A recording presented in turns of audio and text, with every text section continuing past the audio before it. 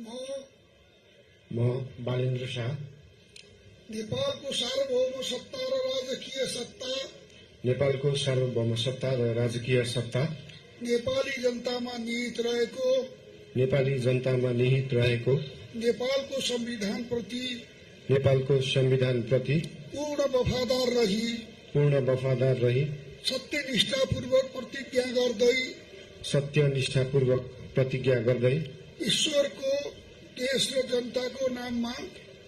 देश र जनताको नाममा शपथ लिन्छु कि प्रधानमन्त्री पदको जिम्मेवारी प्रचलित कानूनको पालना गरी मुलुक र जनताको भलो चिताई कसैको डर नमानी पक्षपात नगरी पूर्वाग्रह वा खराब भावना नलिई ईमानदारीका साथ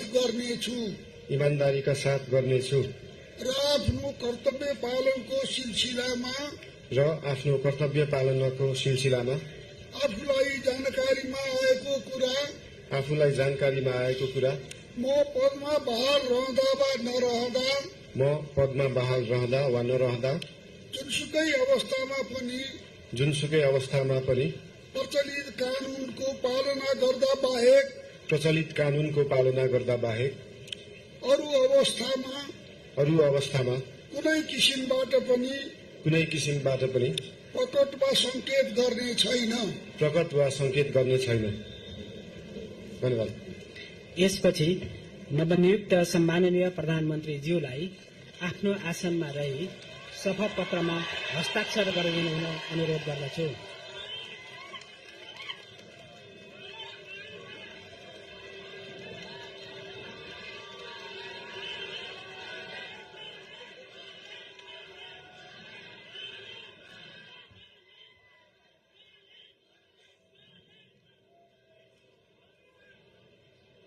सम्माननीय प्रधानमन्त्री श्री बालेन्द्र शाहज्यूबाट प्रधानमन्त्री पद तथा गोपनीयताको शपथ लिने काम सम्पन्न भएको छ।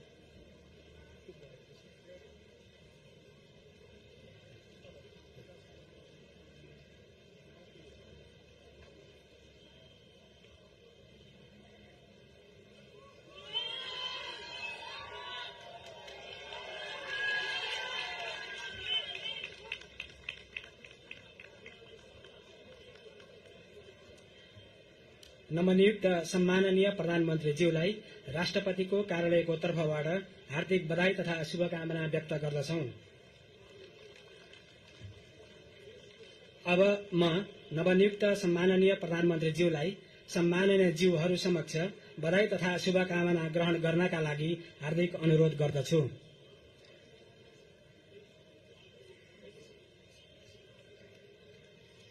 अब मञ्चमा आसीन सम्माननीय ज्यूहरूसँग परिवारजन सहित सामूहिक तस्विर लिने प्रयोजनका लागि शरीक भइदिनु हुन नवनियुक्त सम्माननीय प्रधानमन्त्रीज्यूलाई अनुरोध गर्दछु।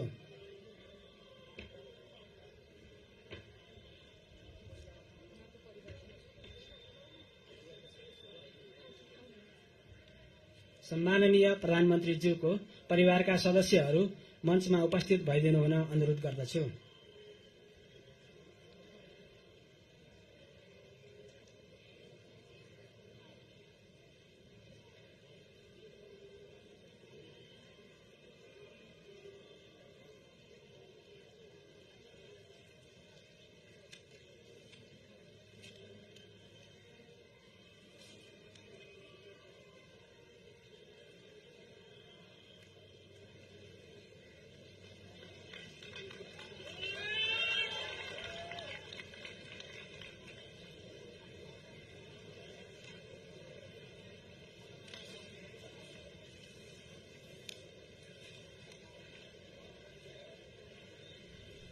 दर्शकवृन्द, राष्ट्रपति रामचन्द्र पौडेल समक्ष नवनियुक्त प्रधानमन्त्री बालेन्द्र शाहले पद तथा गोपनीयताको शपथ लिइसक्नु भएको छ र यति बेला नवनियुक्त प्रधानमन्त्री बालेन्द्र शाहका परिवार, उहाँकी श्रीमती सबिना काफ्ले र छोरी हामीले यति बेला देखिरहेका छौं। यो दृश्यमा परिवार सहित फोटो सेसनको कार्यक्रम रहेको छ र भर्खरै मात्रै पद तथा गोपनीयताको शपथ सम्पन्न भएको छ। राष्ट्रपति रामचन्द्र पौडेल समक्ष नवनियुक्त प्रधानमन्त्री बालेन्द्र शाहले पद तथा गोपनीयताको शपथ लिनु भएको छ र यति बेला परिवार सहित फोटो सेसनको कार्यक्रम हुँदैछ।